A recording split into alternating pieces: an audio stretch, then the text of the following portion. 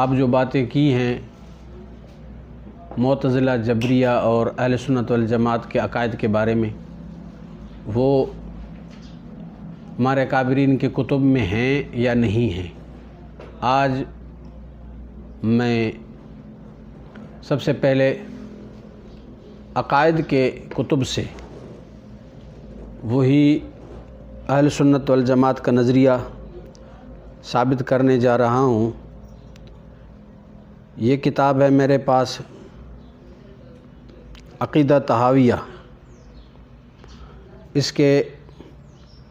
کی شرح ہے، اس کے اوپر یہ لکھا ہوا ہے: اہل سنت والجماعت کے عقائد بیان السنہ المعروف عقیدہ طحاویہ للامام حجۃ الاسلام حافظ الحدیث ابی جعفر احمد بن محمد بن سلامہ الازدی المصری الطحاوی۔ عقیدہ طحاویہ ان کی لکھی ہوئی ہے، البتہ ان کا ترجمہ کیا ہے مترجم شیخ القرآن حضرت مولانا صوفی عبدالحمید سواتی رحمۃ اللہ تعالی علیہ۔ یہ اس کے صفحہ نمبر 31 پر واضح طور پر اس عقیدے کو بیان کرتے ہوئے، اصل میں یہ کتاب اصل عربی میں یہ درس نظامی میں بھی شامل ہے، اور ہم طلباء کو یہ کتاب پڑھاتے ہیں اور عقیدے کی کتاب ہے، اور اس میں بھی ہم اہل سنت والجماعت کا عقیدہ صاف طور پر موجود ہے۔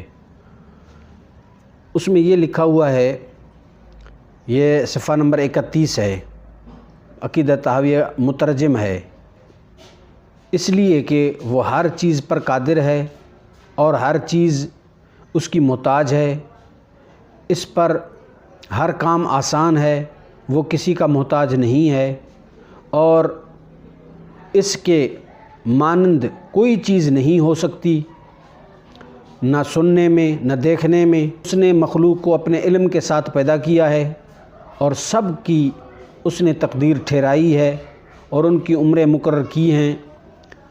ان کے پیدا کرنے سے پہلے بھی کوئی چیز ان سے پوشیدہ نہ تھی، اور اللہ تعالیٰ ان کے پیدا کرنے سے پہلے بھی جانتا تھا کہ وہ کیا کچھ کام کرنے والے ہیں۔ اللہ تعالیٰ نے ان کو اپنی اطاعت کا حکم دیا اور اپنی معصیت سے منع کیا۔ ہر چیز اس قدرت اور مشیت سے جاری ہوتی ہے، اس کی مشیت نافذ ہے اور بندوں کی مشیت کوئی نہیں ہے۔